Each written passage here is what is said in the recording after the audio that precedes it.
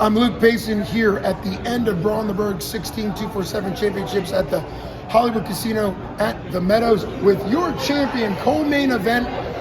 You just co-main event and co-main event. Here you are, Justin and General Patton. Talk about it. It was an incredible fight. You won a great decision. You're just pushing that win record more and more, and you've really shown that 145 is your weight class. Yeah, he was longer than I thought. I swear, I hit him with an inside leg kick, and then he hit me with a teep, and I didn't like it very much, so I took him down and tried to just smash him the whole fight. Like if I get you down, you're not getting up. Like it's not. And if you are getting up, you're gonna take some damage while you get up, and then we're gonna go back down and I'm gonna smash you again.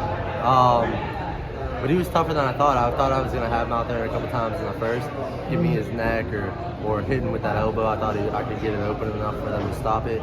But he persevered through and he came back and had a tough second round, tough third round.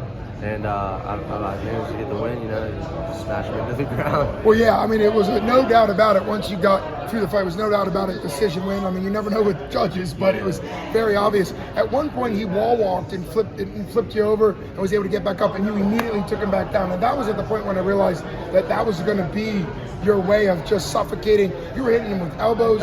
You didn't really go for any pure submission, but I think you were trying to set some stuff up. I was trying to set him up, but he was like holding me real well and trying to get Chip to stand us back up.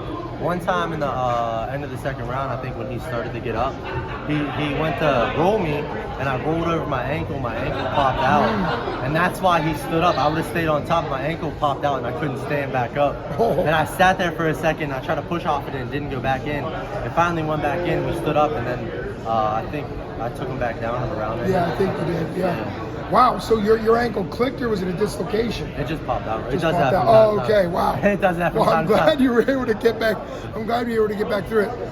We had talked in the cage about the fact that you're now looking good for a potential title fight for 145. You had shown some hesitation with Ethan the Wolverine Goss. Now that he defended, would you not want to fight him? But if the belt becomes open, if he goes to UFC, are you taking the 145 belt? I'm not going to fight Ethan. Okay. I mean, we're not going to damper each other's shine or progress. You know what I mean? I like to do. We train together. Sure. There's no reason for me to stop his career or him to stop my career. But he goes to Bellator, PFL, wherever he goes, because he should soon. I'm going to step up and I'm the king. I think that me and him respect each other enough that we just help each other grow and get to that next level. Yeah, and I think that makes perfect sense, particularly where he is. If he goes to a bigger organization, gives you an opportunity to fight for the belt. If he comes back for another one, you guys are co-main event buds. Every time you've co-main evented now 3 times in a row, he's won and you've won. So why not keep the magic going? He calls it the 1-2 punch. You know what I mean? 1-2 punch. I get it started, he knocks him out. You know what I mean? So. Well, it's an honor as always calling your fights and being cage fight and really seeing both of your careers really develop. You really showed your mantle against Rico Talley and showing the fact that a stud brought in that was on a great win streak himself, trained out of a huge gym. You weathered his first round storm, and I really think that just showed that you're at that next level. Yeah, I'm at a point now that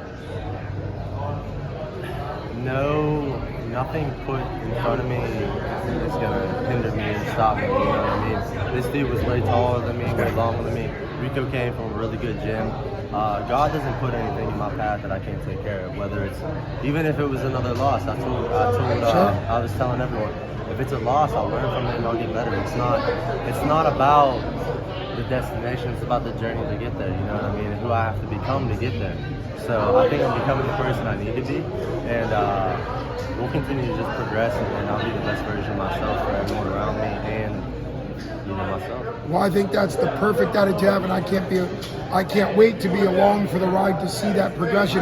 It's been an honor calling your first 247 fight at your amateur level and now your entire pro career. It's an honor for me. Thanks for coming on MMA Fancast. Enjoy your win. Thank you, brother. You got it.